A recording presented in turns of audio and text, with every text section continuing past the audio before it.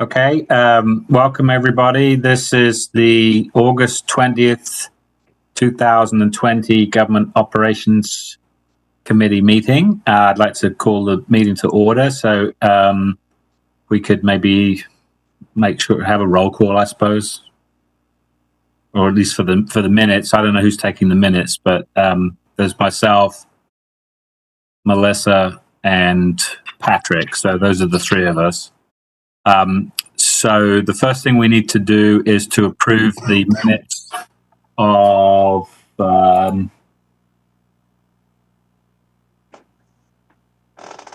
July 23rd. So do I have a motion to approve the minutes of July 23rd? I'll move to approve. Okay. All right. Any discussion, any changes? Mm-mm. If not, all those in favor, please say aye. Aye. Anybody opposed? Okay, minutes are approved as written. So the next thing we have on our agenda is, Josh, I think you were going to give us a quick update on the short-term rentals policy or where we got to. So maybe if you could do that, that would be great. Yes, Commissioner Harrod, we want to catch y'all up and catch the audience up on kind of what we've been talking about in terms of short-term rentals. So the GOC started talking about short-term rentals, tax payments, looking at potentially same as hotels, possible permitting processes, and health and safety related issues, all related to short-term rentals in January at the January meeting. And at that meeting, Attorney Hines shared some background and context, and y'all asked for a demo of a system. So at the February meeting, Travis Cooper, who's now our IT director, congratulations, Travis, gave a PowerPoint presentation as a demo, and y'all saw what a system could potentially do. We didn't have GOC in March, but in April, we touched on this subject as well. And in April, we talked about kind of what was going on in the state level. Attorney Hines shared some of that background. And so kind of not much has changed since then on the state levels. Just to remind everybody, HB 276 went into effect on April 1st, which is collecting sales tax. So that occurred and is in progress. The proposed bill regarding the hotel motel tax, which is HB 448, passed the House, but did not come up for vote in the Senate. So that one didn't occur. The third bill that was out there that Attorney Hines shared about was HB 523, which would curtail localities' abilities to regulate short-term rentals. And that hasn't moved at all. So that was what we talked about in April. And then the GOC asked staff to do an RFI. Where you kind of left it was you were unsure based on the economy if this was the right thing to do right now. You were unsure if you wanted to do that. But what you directed staff to do was to put out an RFI to see what systems cost and bring it back to you all for review. So happy to say that Travis Cooper, our IT director, is here with the results of that. Our RFI is going to give a quick presentation. We've got our finance team here as well. And Chris Caldwell is here to answer any financial implication questions y'all have, and he's done some research as well. So we're ready to answer any questions y'all have on this. But if y'all are ready, we can kick it to Travis for the presentation. Thanks, Josh. I'm ready. One question I have, though, is could we at some point get something that's written rather than just relying on an oral presentation? Sure thing. We can give you an update in memo form after this. Thank you. You got it. All right, Travis, take us away. I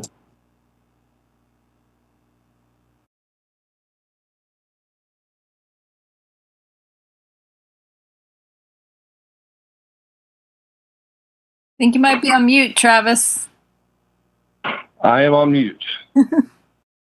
Okay. Can y'all see this, or do I need to switch screens? I can see it. Yeah, I can see it. Yeah, we can see it. It's just in presenter mode, but we can see it. Got you. Okay, I'll just go ahead and roll with it. Yes, thank you for allowing me to present this to you. our staff worked really hard in getting this RFI pushed out and reviewed all 3 responses that we received. And the responses were basically to ensure that they could create and maintain a database of short-term rental properties, register short-term rental units, manage payments, assist Athens-Clarke County with code enforcement activities, and also assist county staff in implementing and maintaining the product. So the 3 responses we received were from one company called Granicus out of Denver, Colorado. Another company, and Granicus is the company that purchased Host Compliance, which I presented back a few months ago to you guys. So it is the same company, just a different name. The second company is LTAS Technologies out of Toronto, Ontario. And the third response we received from HDL Companies out of Brea, California. Again, this is the information you requested, and we were able to get all of the boxes ticked for each company. Each can create and maintain a database of short-term rentals. They can each register the short-term rental units, and they can assist with managing all the payments. They can each coordinate with county staff to ensure the reliability of the product and maintain the product. 2 of the 3 can actually assist Clarke County with code enforcement activities. That would be such things as like a 24-hour-by-7 hotline, or with coming up with some of the regulations and best practices that they've seen throughout the country that other municipalities have implemented. So the first company, Granicus, which was Host Compliance, comes back at $74,000 a year. And each of their pricing is modular, so you can pick and choose what you want. Most of it makes sense to get together. The 24/7 dedicated hotline you can have or not have, depending on what you decide. So that's $74,000 a year for Granicus. The next company pretty much does the same thing. They come in at $45,000 per year. One thing to note about LTAS Technologies is they actually charge a credit card processing fee of 3% based on the actual credit card transaction amount. So that could be in excess of $40,000 a year. We're digging into that number to ensure if that's correct or inflated a bit. But it's going to be more than $45,000 a year just for credit card processing fees. The third company, which does quite a little bit less, they're a little vague in how they actually interact with the public and what they do, but their fees are 35% of all discovered revenues with a $40,000 minimum. Based on the median ROI projections that finance came up with a few months ago, that could entail $480,000 if they define total revenues as actual revenues that each individual property takes in on a nightly basis. So that could get quite expensive. So in short, the first 2 companies do very similar things, and we believe that the pricing would end up being relatively similar with Granicus and LTAS. The HDL companies we're not too sure about, and it's projected that they could come in quite a lot higher from a cost basis. And Thanks. That's in a nutshell. Thank I you. have a question. Go ahead. Yes. Have these companies been vetted? Like, did they have a list of, other cities that they do this for? And have we reached out to those cities? So let me interject real quick, Commissioner Link. So this is just an RFI, and then I'll let Travis answer your question. This is an RFI, so it's not used for the evaluation and selection of a specific vendor. We would have to do an RFP. Okay. What this is doing is helping educate us on what's out there. Okay. And so it's a quicker way to get information. So basically what we've learned is there's companies out there that do what we need. There's more than just one. And there's an education piece as part of this. But that gaining additional information is kind of what this is good for, but we still have to get out there, and that would be more part of an RFP process. Okay. Travis, was there anything Right. you want to add to that? A few of the vendors did supply references for municipalities that do this. I remember off the top of my head, the Granicus firm, which used to be Host Compliance, they had some in the state of Georgia that we could even go visit and see how it works and really interact with them to get a better understanding of the product. And normally, like Josh said, that is something that we always do with any sort of software purchase. We interact with other communities, hopefully within the state of Georgia, to ensure that the products that they're selling and what they're saying about the product is actually accurate. So we don't uncover things once we've implemented it that it's a poor product, because we don't want to have that happen. I do know, like, specifically Chatham County uses Host Compliance. Surprisingly, the city of Savannah does not. Mm-hmm. They were happy with their current planning and building inspections and code enforcement product that they had on hand. But from what I've seen, the Host Compliance product would meet our needs greatly. So hope that answers your question. Okay. Thank you. Thanks. Is that it, Melissa? I think so. Patrick, you have any questions?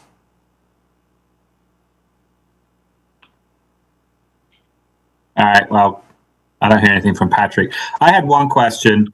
So the 3% credit card fee,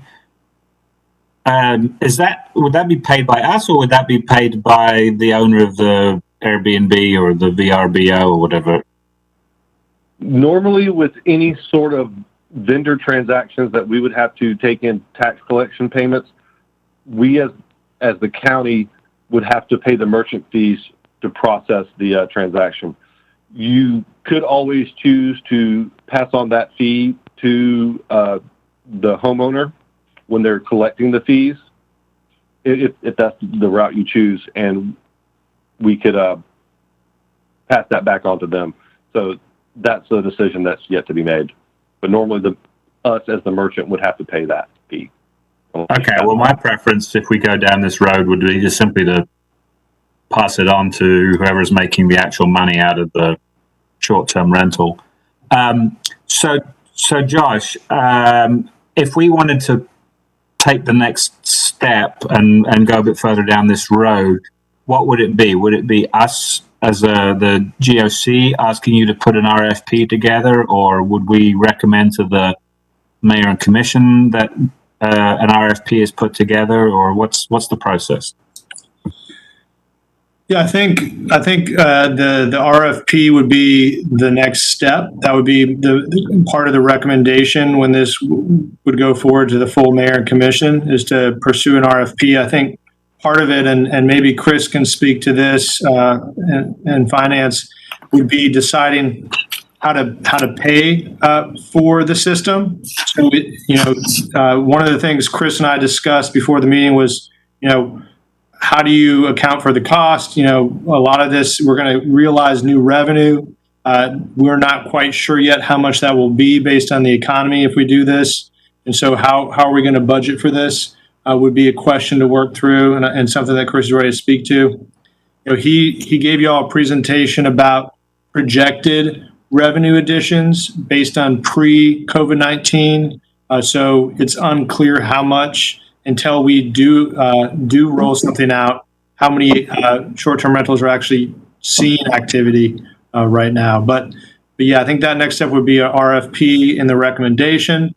I think you would also want to talk about potentially next meeting the permitting piece to this and health and safety related issues. And I know Attorney Hines would be ready to kind of speak to some of those legal implications on that side as well. Okay, well, thanks. My preference would be to move ahead and get together an RFP. I'm not sure, Melissa and Patrick, where do you stand on that issue? I think that's definitely a good idea. Okay. Patrick? I'm not sure if Patrick's list is... Put his thumb up. Yeah, give it a thumbs up. Okay, I can't see on my screen. I've got intermittent images, so I can't actually see Patrick. But okay, well, that looks like a unanimous then recommendation to go to the next step for the RFP. And then I had one question. Given that the legislation to collect sales tax is already in place, as implemented in or has been in place since April, what are we actually doing to collect some of that sales tax now? Chris, do you want to take that question? Sure. That sales tax gets remitted to the Department of Revenue just as any brick and mortar company would do now. They remit their sales tax collections to the Department of Revenue each month, and then the Department of Revenue distributes that, allocates that to the cities and counties. So it's so those online merchants, which include Airbnb, but also any other online merchants that weren't collecting sales tax, they should be remitting that to the State Department of Revenue, indicating where they sold the good or delivered the good or service, and then the Department of Revenue would distribute it. So it will be coming in our monthly sales tax returns now. Okay, thank you. Anybody else have any questions?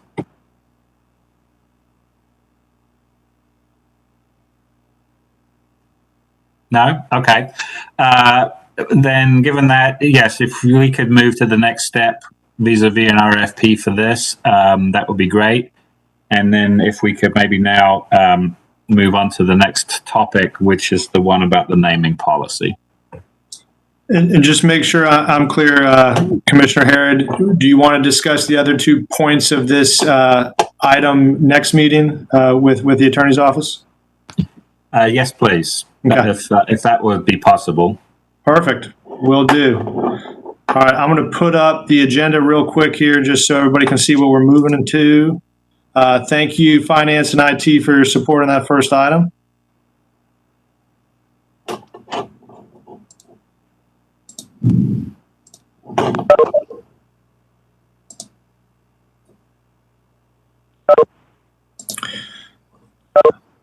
All right, so we're moving on to the second item of the agenda, and Kent Kilpatrick and Brad Griffin are here. Commissioner Herod, when you're ready for us to begin.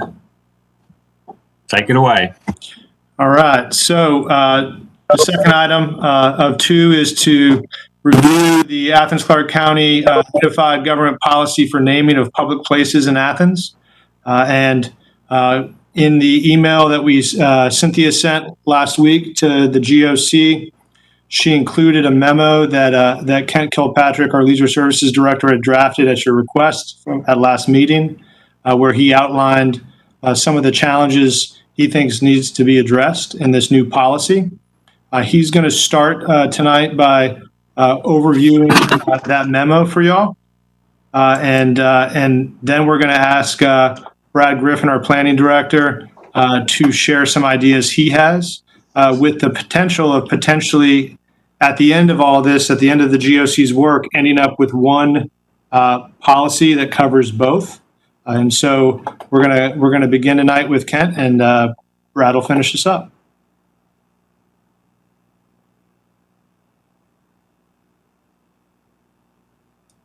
Kent, you're on mute, sir. Sorry about that. I thought I had switched that already.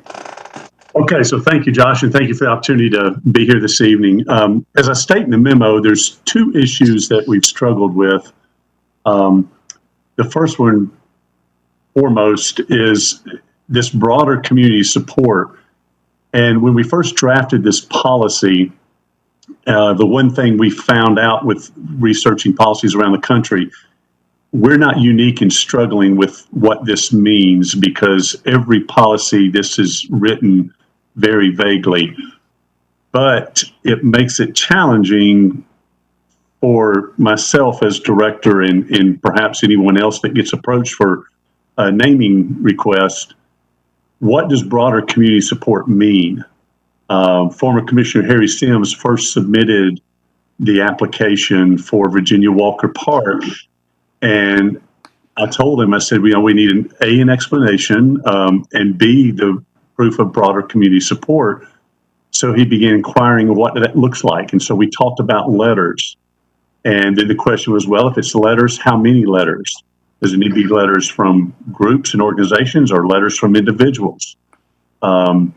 Do we need a petition to circle amongst the community? And if so, how large this petition needs to be? So there's nothing really defined there. And the question becomes, at what point do we feel like we have that broader community support? I don't know that we can pinpoint any exact number. I don't think there's a magic answer, but something to be able to give some clarification will cut down on some of the confusion. And when it reaches your level, we'll feel like we've got that component satisfied. So that's that first element. If you would like to, any comments or questions about that? I have a question. And I seem to recall when we talked about this, oh gosh, what, about 3 years ago, something like that? 2017, yes. Okay. So we had, the question was different standards for naming different things. So, for example, naming a building or naming a park is a really different thing from, let's say, naming a pavilion in a park or having some kind of marker benches named for somebody. I don't see any of that listed in the memo. Am I just kind of misremembering that, or where do we stand? Where that ultimately landed is the only exceptions that we made were smaller items like people are going to donate trees or benches with a plaque on them. Those are handled through a different donation policy through the department. But amenities within the park, for instance, we've got Mays Field named after Dr. Mays and his son at Holland Sports Complex. Amenities within a park are part of this naming policy as well. Okay, thanks. Melissa or Patrick, you want to kick off if you have any questions? Yeah, I'm just looking at, the idea of letters versus petitions. I kind of would rather see a petition, I feel like, you're not going to get a whole lot of letters out of people. That's requiring, a lot of time and energy from a lot of individuals. But I think we could do some kind of combination where there's like, somebody who nominates who's required to submit a letter and a certain amount of information about the person that they want the park or whatever named after, and then a petition of people who maybe even just live in that district, and maybe like 100 or so, just to show that there has been some broader outreach to the community, and that there's not any objection. Maybe a publicly posted petition. Maybe it could even be through our website, just to know that there is a public process out there, and there is an opportunity for the public to weigh in. And I would like to apologize for not getting the information to y'all sooner.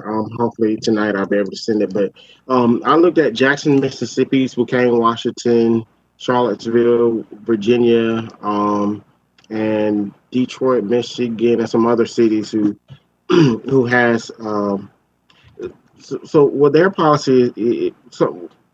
What's unique about their policy is that the petitioner must contact the resident. So like if we were naming a park or something, the petitioner must contact everyone who is within vicinity of the park. It must get 75% approval of the residents who live in that area. And I was thinking more expansive, like if we're changing a city park name, that maybe 60% of the residents of Athens, I don't know, maybe 30 or something, but and they also must contact the utilities as well to notify them. Well, that's street naming, I'm sorry. But for parks, it's got to be 75% of the people who live in the vicinity, and they must approve of it as a threshold. And then that goes to the planning department for review, and then they review it and send it to the mayor and commission for a vote. Did they define that vicinity? For instance, for a neighborhood park, it would be much smaller than a community park. Yeah, so like they were mostly talking about community parks that for for a neighborhood park, it would be, that was a threshold, 75%. But for most of the cities had a different loopholes you had to go through for citywide parks. But this was mostly for your local small little parks that you had. But I guess what I'm asking is that 75% of people within a 1 mile radius? Yes, some of the cities define it as adjacent streets or parallel streets to, and some of the cities say within a 1 mile to a mile and a half vicinity. All right. Go ahead. I've got an idea. I mean, if we look to our planning department and the procedure that they have for alerting nearby property owners of, variance or whatever, they send out letters to anybody living within 400 feet of a property. So I kind of wonder if we couldn't mimic that process, maybe not necessarily as an approval, but at least as an alert. And maybe we have a broader community process that's a petition that, the signatures could be gathered from a broader radius or even throughout the countywide.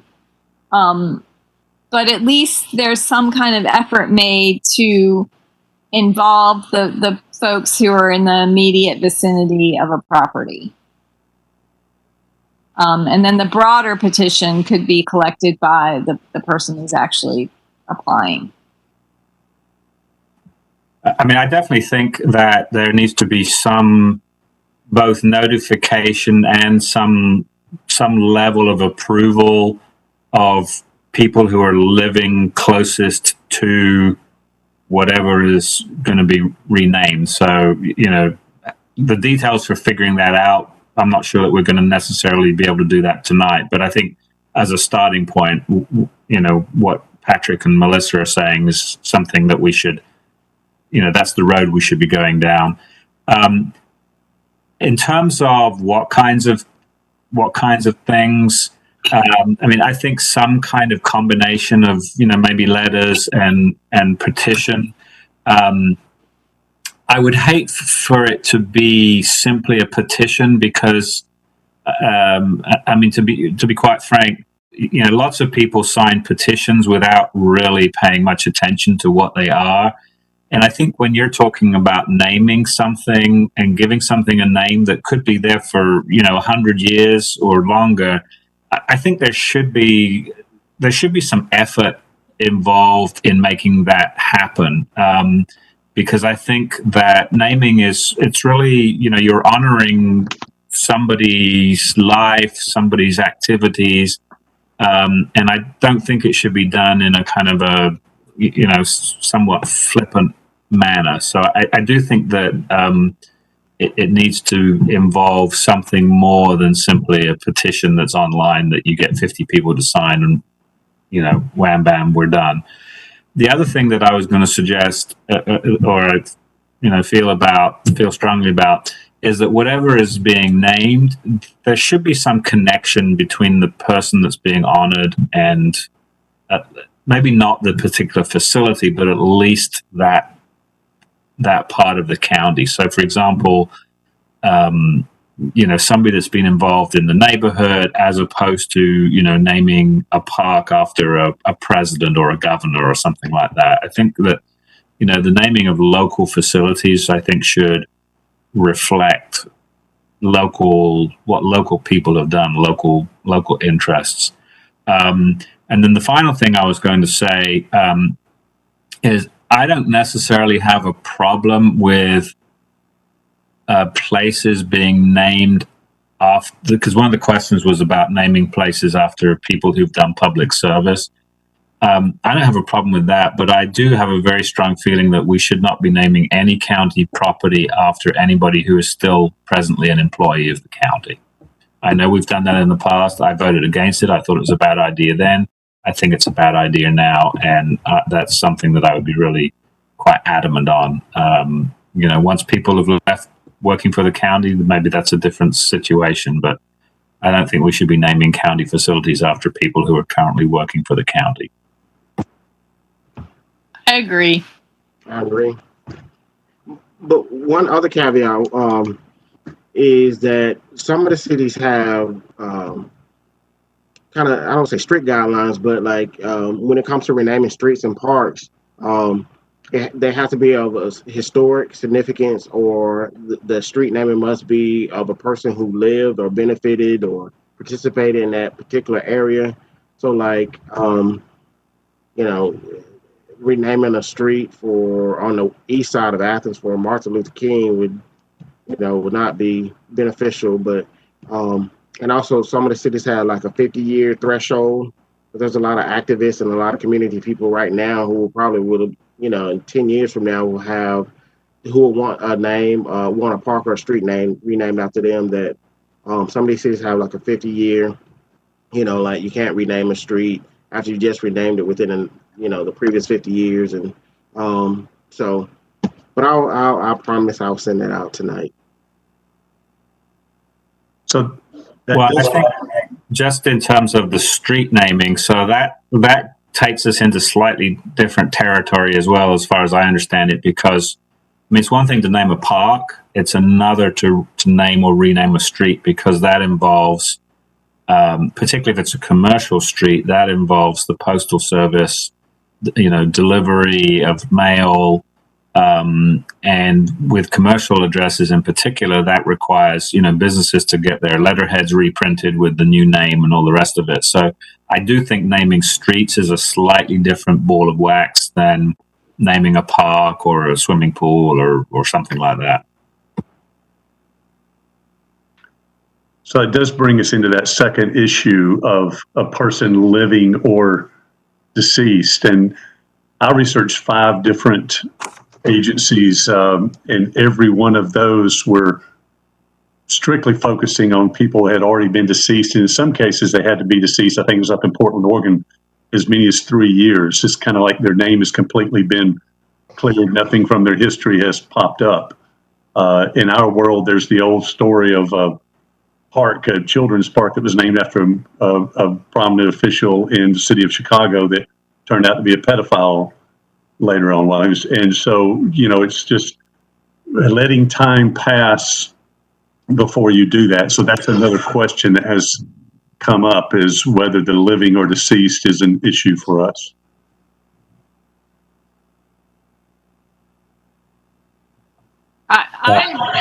I look towards, not naming, at least not large facilities, after people until they've been dead for a few years.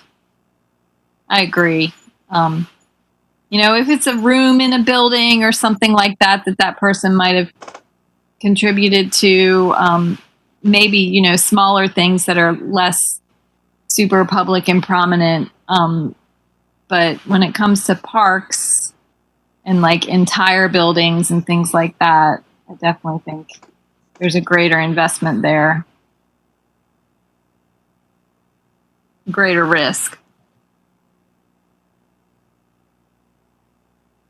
Now, the one exception that I did find in 2 policies was if someone living was making a significant donation of land in which to build a park, or a monetary donation that was greater than half the budget to build that park. So those were exceptions that I've seen in a couple of policies that could be considered, so that you're not turning away a financial opportunity or windfall there for the park system.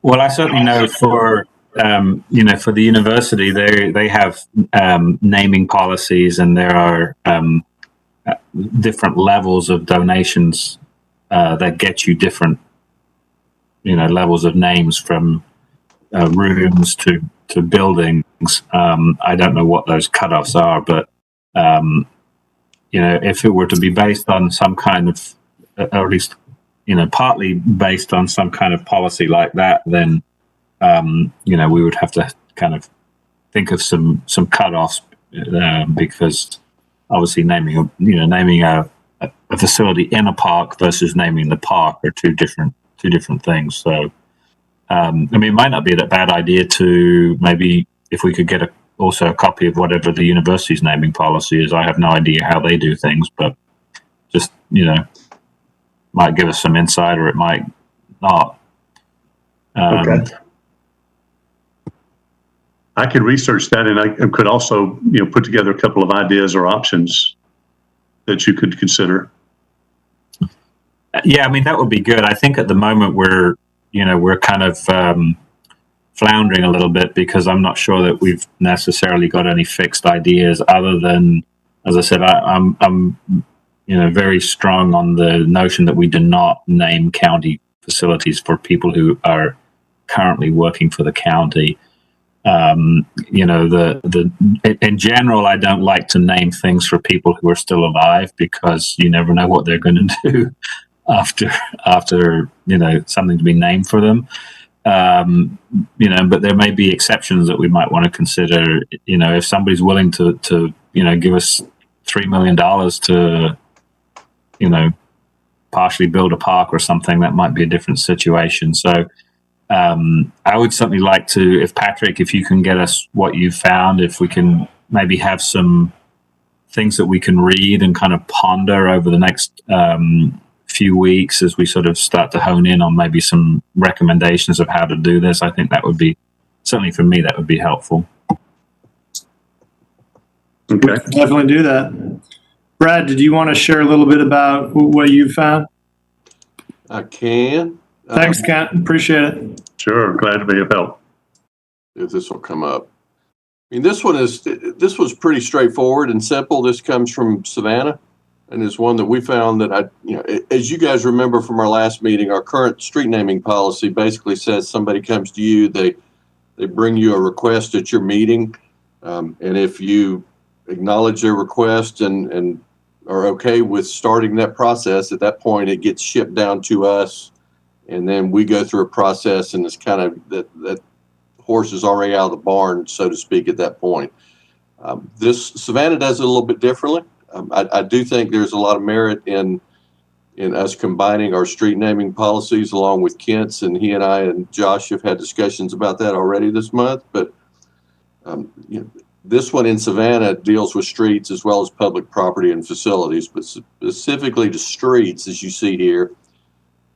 The request comes directly to the manager, and there is a list of things that have to be included at the time of application. Probably most importantly to me is a supporting petition signed by not less than 75% of all property owners abutting the street, the present name, the proposed name, a discussion of why you want to change the name, and then also an endorsement by the current mayor, or in the case of Savannah, they are aldermen. In our case, it would be the commissioner that represents that district. So at that point, before it ever was made a public appearance on an agenda in front of you, all this work's already been done. The commissioner whose district it is and or the mayor is plugged in already to it. And then it goes through an agenda review process for your ultimate consideration. I don't view this as in any way eliminating you all's ability to change the name of a street for some other reason or circumstance, but for those individuals bringing something forward, to follow this seems pretty cut and dry and pretty straightforward, and I think would be a vast improvement over what we currently have. All right, thanks, Brad. Melissa or Patrick, do you have any questions or comments? I can't really read this on my tiny little computer. Brad, could you send that out to us so we could take a closer look at it? Sure. Thank you. Patrick, do you have any questions? No, sir. Brad, do you know in the case of Savannah, I mean, I don't know if they've actually done this since they implemented their new policy, but did they have any discussions with the Postal Service and or do they just kind of make the decision and then everybody just has to live with it? I think the way the ordinance language was set up and their policy was set up, I did not recall seeing upfront discussions with the Postal Service, although that makes a lot of sense. There are requirements at the end if you all were to adopt a street name change, and at that point, Savannah uses their Public Works Department instead of planning, but regardless, the Public Works Director there would reach out to utilities, Postal Service, all of those things, and notify them of the change.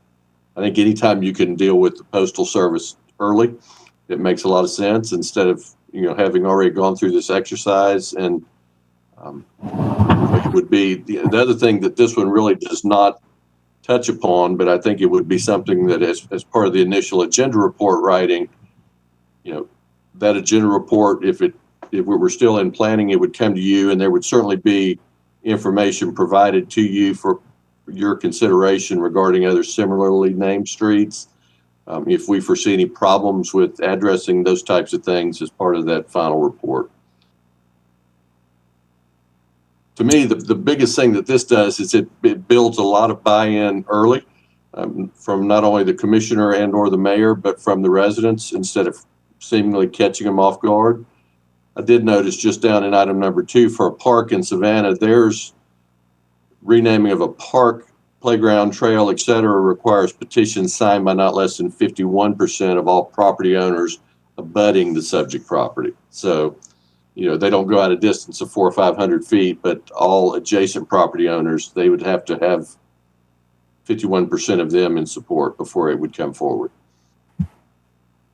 Okay, well, if you could send this out to us, that would be great. And I seem to recall when we talked about this also, we had talked about there being sort of 2 reasons why we might want to rename a street. One is kind of the honorific to honor somebody, or I guess de-honor them if they've fallen out of favor. The other, though, was the kind of more practical issue that there might be confusion, either because streets are exactly the same name, and we can think about the myriad peach trees there are in Atlanta, or that they're very close. And I was under the impression that we might get some feedback on whether that latter was presently an issue here in Athens. Do we have any information about confusion with letter delivery, GPS systems, whatever, because we've got streets that are too similarly named? Do we have any evidence of that, or is that really not something that we need to consider right now? We don't have a lot of data on that, but as you just mentioned, I seem to recall that too at about 4:00 this afternoon. I was supposed to bring you some information and I didn't, and I apologize. I'll get you that at your next meeting. We've got a handful of streets out there, still largely products of consolidation, that are exactly the same name with different address ranges potentially. And even with a policy like this, at any time that we had that type of a situation, I think this does 2 things. One, it would always still give you as the elected body the ability to rename a street based on those problems. The other thing that something like this does, and we've seen it in the past, is that if a group of residents on a particular street are experiencing those types of problems, whether it be mail or emergency services, and they want something done about it, because they've got to bring forward this petition, it would require them to change the name of their street. In most cases, when we get it, one street comes to us and they want the other street to change their name because they feel like they were there first. And I think this would clarify that as well. But I'll get you. I know we've got some out there, product of a lot of development in the 80s that where you had a subdivision that everything was Oakmont, for example, but it was Place, Way, Court, and then those are problems. But I don't think we have as much problem with that as we do the duplicate names. Okay, well, it might be helpful, as you're gathering that, to maybe have a conversation with the police chief, fire department, U.S. postmaster here in town, or postmistress. I'm not sure if it's a male or female, but whoever's in charge of the local postal service, EMS, just to see if there are any issues that they are facing because of confusing names. Okay. Okay. Melissa, Patrick, anything to add?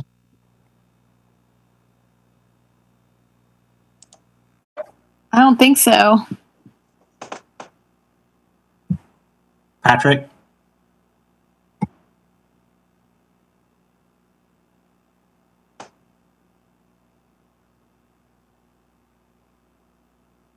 You unmute. Okay, well, go ahead, Patrick. Patrick, I think your mute's off now, if you want to share. Commissioner Davenport. 1 second. Are you on your other meeting? You're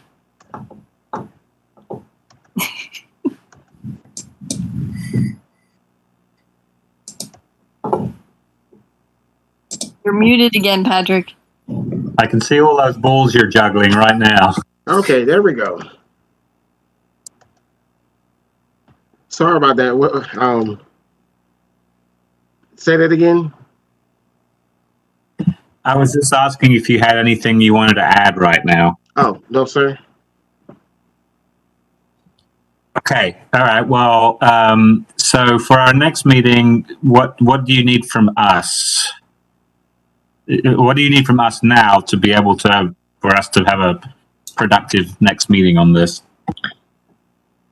Ken, you want to help answer that question? I think in general, what we heard from y'all is we're going to get you some examples early here so y'all can kind of dive into, and Commissioner Davenport's going to provide some of those too. But Kent, Brad, what would be helpful for y'all? I mean, I think from my standpoint, it's pretty clear. I owe y'all some information. We will get this information from Savannah out to you by email so you can read it a little more easily. And when we come back at our next meeting, I'll have a list of some potential problem streets out there. I'll be glad to share some of the examples that I've researched as well. I can forward those links to you all. We'll work on some recommendations for if we're doing some type of petition, what kind of vicinity based on the size of the park. There may be a couple of levels, 2 or 3 levels of the vicinity of residents we would want to try to touch with a petition.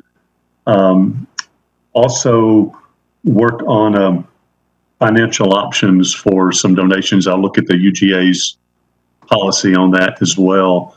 One point of clarification, if you are supportive of government employees, because 2 applications I have on my desk right now are former leisure services employees, as I mentioned in the memo. Do you feel like they should be people who have retired from this agency and spent the majority of their career with us? Is there any parameters you would want us to put around that? My feeling is absolutely not somebody who is presently employed by the county. Right. If we're going to look at people that had previously been employed by the county, then my own preference would be, if we're going to do that, it needs to be something that they've done really above and beyond what they were paid to do. So, I mean, if they were paid to basically run things, that's different in my mind than if, they had worked for the county for a number of years and then turned around and given us, a big wad of money to do something with. I guess what I'm saying is, I think in terms of naming, it needs to be if we're going to go down this road, it needs to be for having done something more than simply their job. Okay. That helps, because what that means is service you gave on the job is important, but what did you do over and beyond for this community besides what you got paid for? And that's what I'm hearing, and that's very helpful. Yeah, that would be my position. I don't know about Melissa and Patrick. I agree. I mean, yeah. I mean, there's lots of people out there that get paid to do good things, but if you're going to start naming public facilities after folks, there's the people that have really gone above and beyond. And there are lots of people who didn't get paid to do good things that probably deserve stuff named after them. Okay, that gives me some good parameters to work with. Okay, anybody else have anything they want to add, or are we about done? I think I'm done. Patrick, you done? Yes, sir. All right, Josh or Kent or Brad, anything you want, or Sherry, anything you wanted to add? Or Todd? Who else is on the call? Anybody else have anything they want to add? Nothing else, Commissioner Harrod. All right. In that case, if I can hear a motion to adjourn, I would appreciate it. Adjourn. Second. Patrick seconded. All those in favor, please say aye. Aye. Anybody opposed? All right. So we're adjourned, and we look forward to receiving the information as was promised for our next meeting. All right. Good night, y'all. Have a good night, everybody. Bye. Bye.